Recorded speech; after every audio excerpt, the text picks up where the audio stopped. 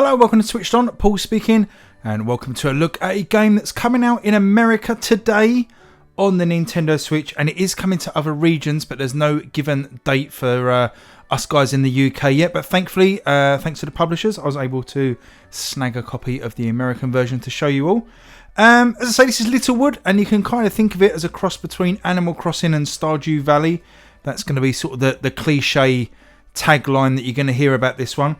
I've played a little bit of it so far, really enjoying it. So what I thought I'd do, something a little bit different, is jump on and do a short little series, probably the first hour of the game, spread over a few videos over a couple of days. And then depending on how it goes, depending on how you guys like it, I might carry on, or it might crash and burn, but hopefully it will carry on. I'm certainly going to carry on playing it because I'm really enjoying it. As I say, comes out today, and it's from Smash Games.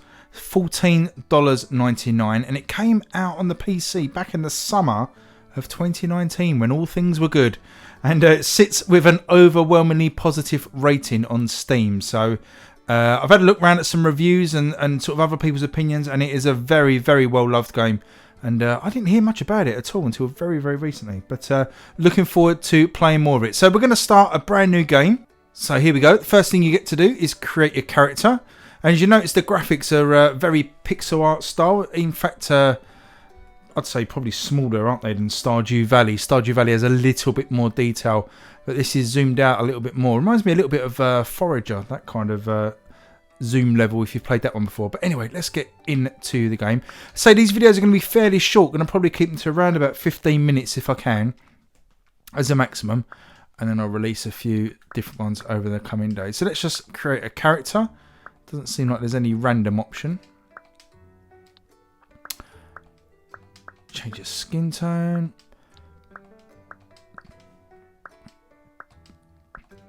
Different kind of outfits, but you know, at this sort of level of pixel art, you're not really going to see much. Leave it at overalls. And personality, I don't know what this does yet, but we've got a few different choices there. Let's go creative. Got to put a name in, so I will stick my name in. Not very imaginative, but there you go. Maybe if you get the game, you can come up with something a little bit more imaginative than that. So the premise behind this game, you'll pick it up as we get into it anyways, but basically this story takes place just after you have defeated the Dark Wizard and saved the world from absolute ruin. You fall into a bit of a sleep and you wake up with no memory of what's happened. But as I say, you get most of that explained here. See, lovely little pixel art graphics as well. It's got a really nice, consistent presentation style, which is one thing I really look for in games. You know, it's all good having a style, but you need to carry it through into all the areas of the game. So here we go. This is Willow. She's explaining, as I say, the way we saved the world by defeating the Dark Wizard.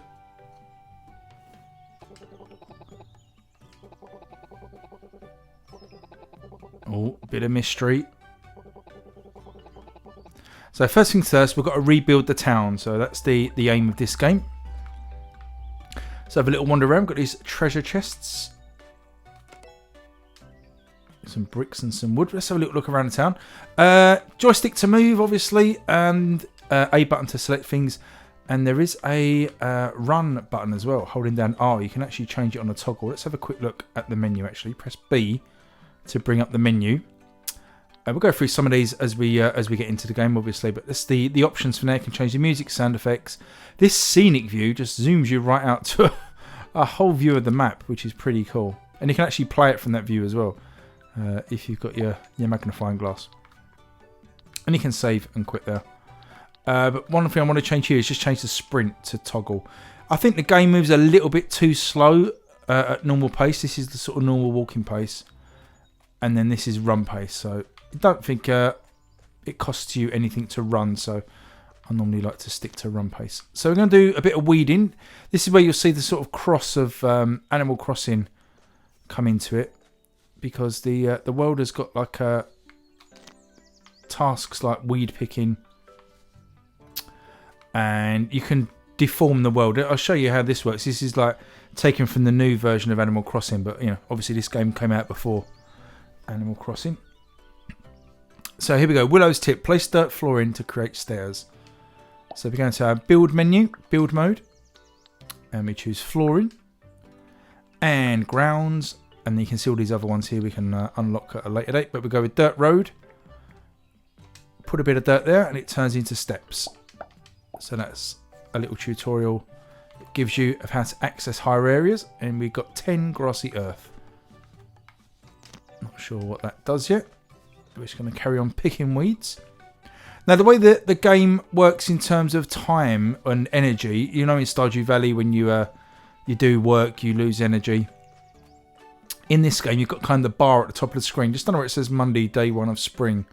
That orange bar there. Anything you do costs, or fills that bar up. And then basically, when the bar gets to the end, that's the end of your day.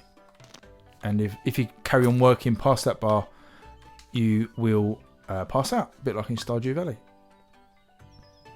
So it says select elevate move to move any object. We're going to need to do that shortly for one of the things in the game, but to show you how easy it is just to pick things up and move them. Really cool feature of this game. I just think that's a really nice idea that, realism out the window. It just lets you just create the world instantly that you want. I just absolutely love that. It's just going to be perfect. I think, this is going to really give games like Stardew a run for its money. I really do. Stardew's excellent. I mean, I absolutely love it. Putting hours and hours on many different platforms. But this is really giving some really good Stardew vibes. I've seen a few videos on YouTube where people have actually been saying this is better than Stardew Valley, but it's probably clickbait for views and stuff. But there's definitely an argument there to be had. So we're going to go around and do some weeding. Obviously, as you may have been able to tell, the world's kind of constrained at the moment by these trees around the edges. So we're in quite a small area. We're just going to pick these last weeds up. And we've got this other mysterious guy hopping around here. This is Dalton.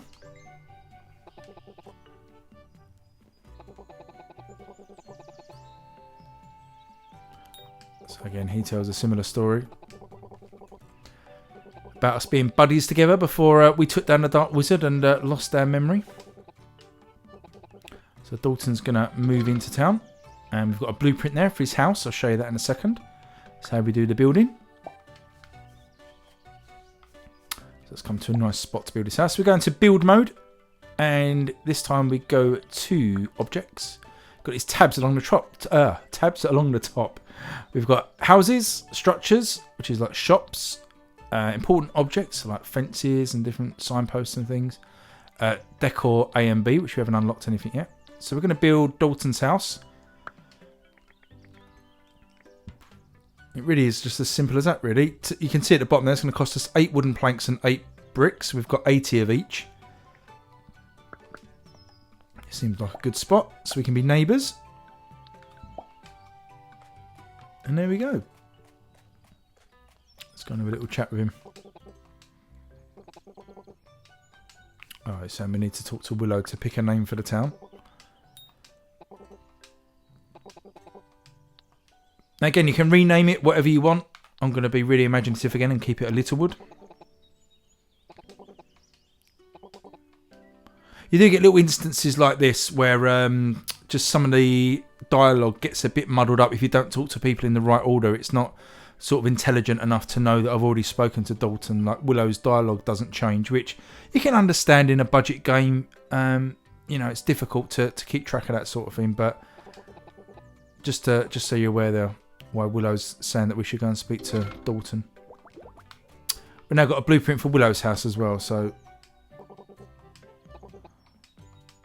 Dalton there saying we need to go and visit him in his house. You can kind of see here they've got these little paths that are kind of... I mean, we can put these houses absolutely anywhere, but it kind of makes sense. They've almost made the pathways for us. And sort of the buildings go down with very little fanfare, just sort of instantly built and away you go. So I think it's going to really add to the sort of playability of this game and the relaxing nature of it. There's no sort of waiting around. It's just bang, there's a house.